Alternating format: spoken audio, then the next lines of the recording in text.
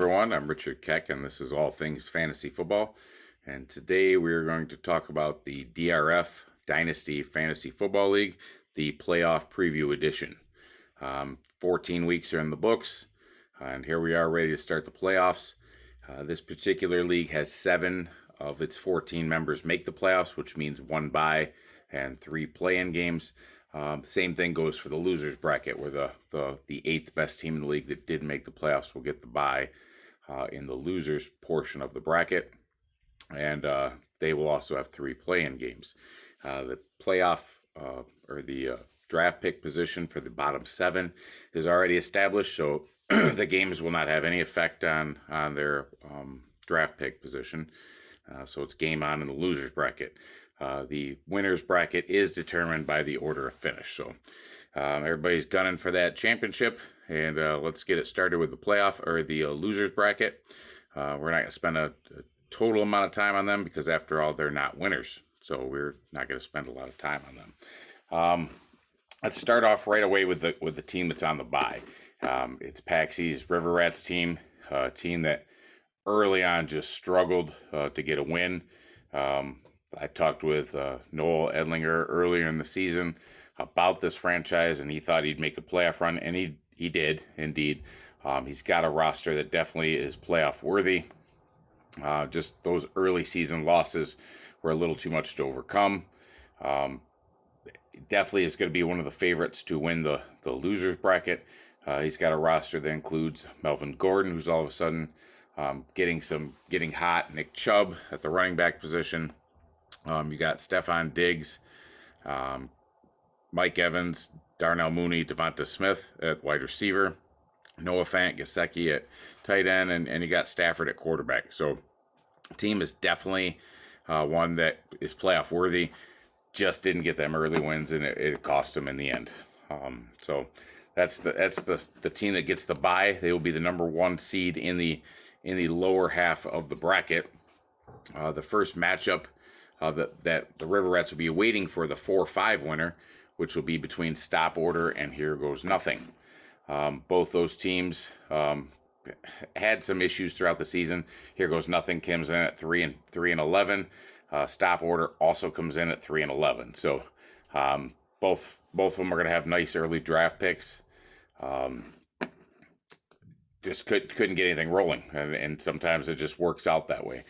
Stop Order's got some decent players. Chase Edmonds got hurt early. Myles Gaskin's been in and out of lineups. David Johnson did nothing. His career is about over.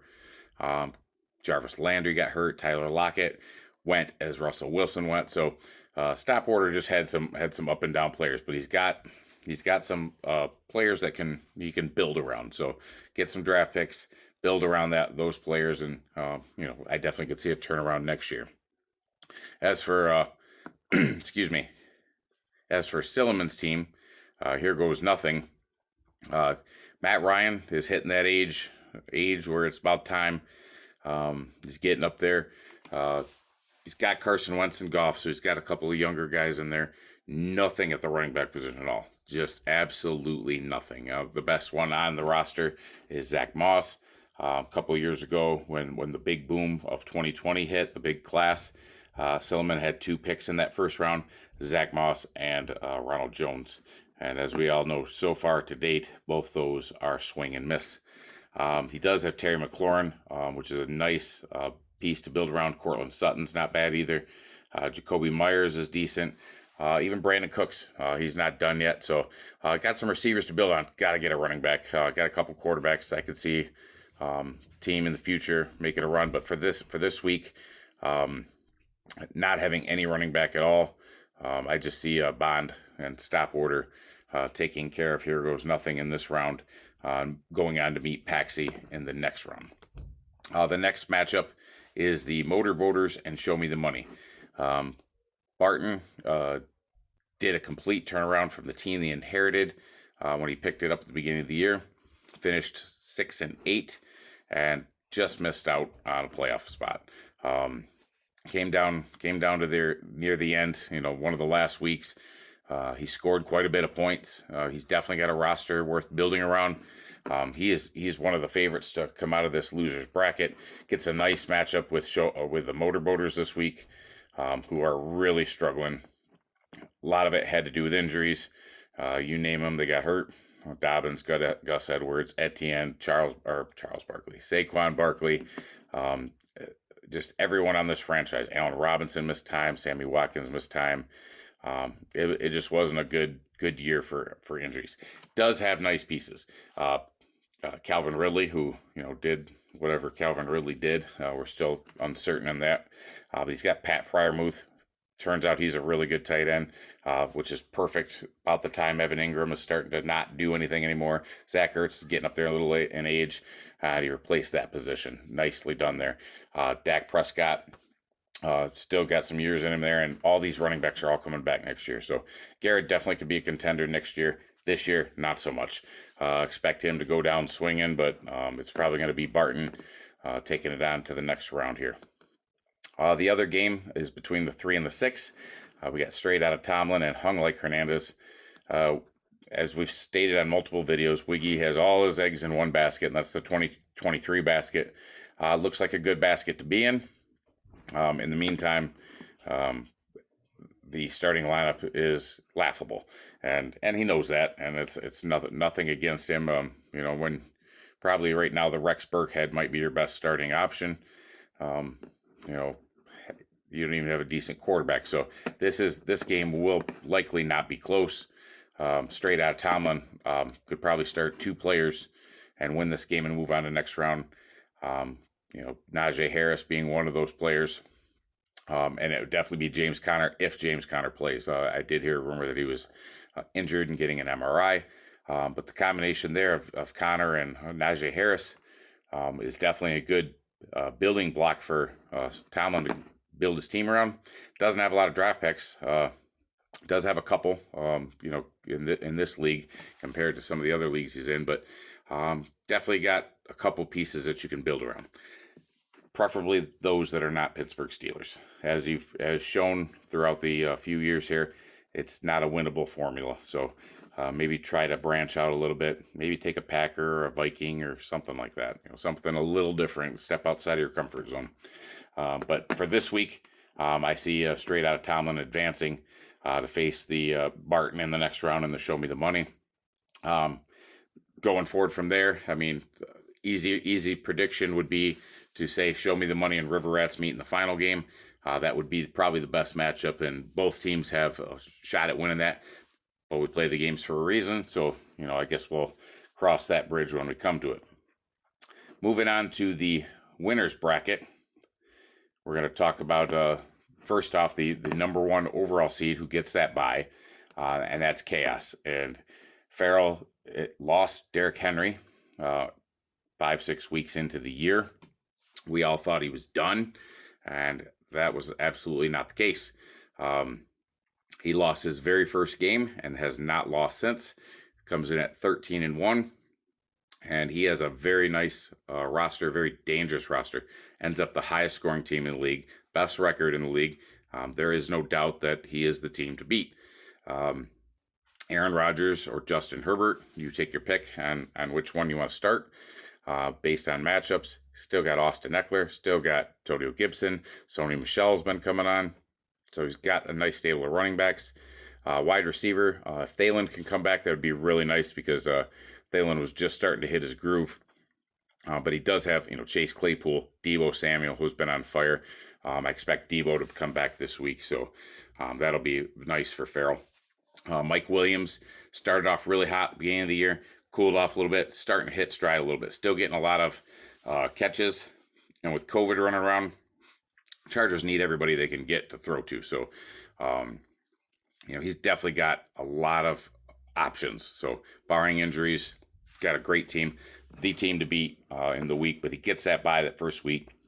So, you don't have to worry about putting a lineup in for this week.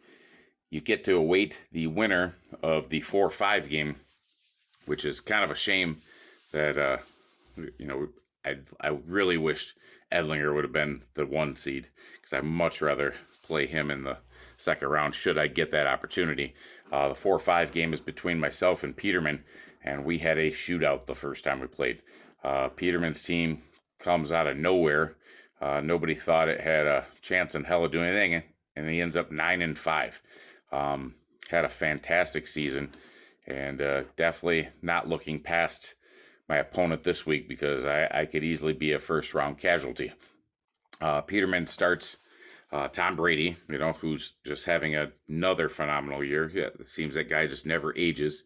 Running back position, Joe Mixon, maybe a little Dante Foreman or Rashad Penny. Doesn't sound like big names, but they're guys that just have come on late and started producing. The wide receiver, Chris Godwin, Deontay Johnson, Jalen Waddle, they're all very dangerous. I have Deontay Johnson in another league, and he is definitely getting the job done. Where Ben Roethlisberger has been absolutely terrible, he's just thrown the ball across the middle to Deontay Johnson. So those guys are getting it done. A little soft at the tight end position. Jack Doyle is your best, and that's nothing to get excited about. But the tight ends that you're playing on the other end are big name guys who just haven't got it done either. So this team is definitely dangerous. One I don't want to overlook. And my roster for this upcoming week, finally getting I got a rested Jonathan Taylor coming off a bye. Clearly probably one of the best players in fantasy this year, mainly because he's probably the only one that stayed healthy. All the other running backs all got hurt. Maybe the only other one close to him would be Eckler, and he's still quite a ways behind in the point. So Jonathan Taylor's definitely got that leg up on everybody else. Dalvin Cook coming back last week after missing a game due to injury. So get the duo of Jonathan Taylor and Dalvin Cook. That is pretty dangerous, and I'm excited to have them both play. Going to run Aaron Jones in there as well. And while Aaron Jones has lost quite a bit of carries, he's still got the job done with 2 touchdowns last week. Wide receiver, since we're starting the 3 backs, that allows me to bench a struggling DK Metcalf. Not happy about it. I don't like the idea of benching him because that's about the time he goes off and scores like 30 and he's sitting on my bench. But being able to get Cook, Jones, and Taylor in, I'll start CD Lamb and Justin Jefferson this week at the wide receiver position. Tight end, more than likely Kyle Pitts, with Darren Waller still recovering from an injury. So going to be a battle, going to be a shootout, probably the game of the week to watch. So that 4-5 winner will face chaos in round 2. The next play-in game is the 2 seed Champ is back versus Bergie and his Show Me Your TDs team. I was talking with Bergie on another video earlier today. I was trying to get him on today. Tried to get both of them on, and it just didn't work out for anybody, but it would have been interesting.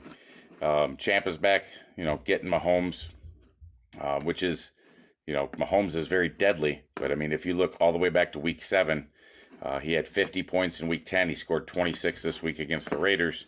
But he has not exactly been lighting it up. He's had 6 games where he's had like 18 points or less in the last 8 weeks. So what Mahomes are you going to get? So I guess we'll see what happens there.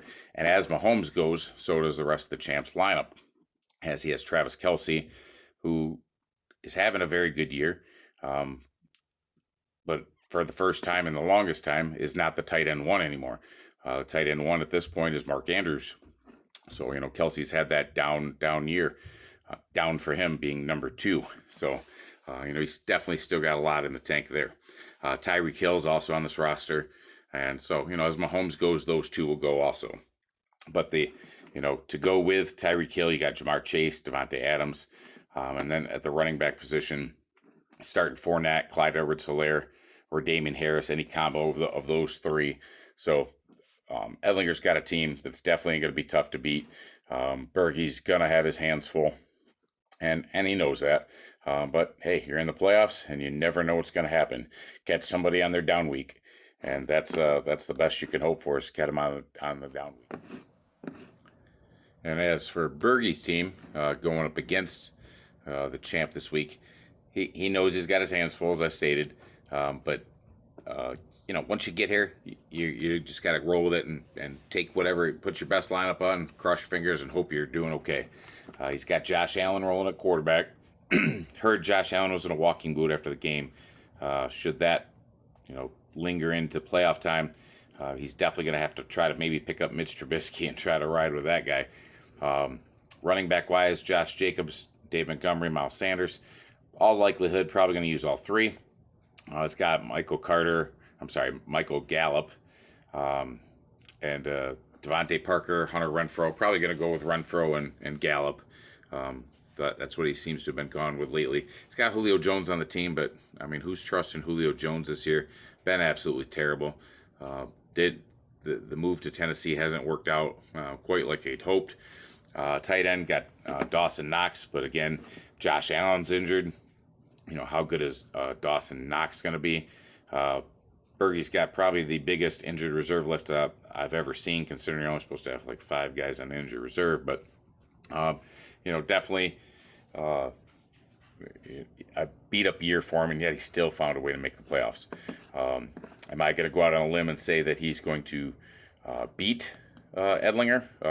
Probably not. I don't feel like that's would be a realistic prediction, but that's not to say that I'm not going to be rooting for him in the process.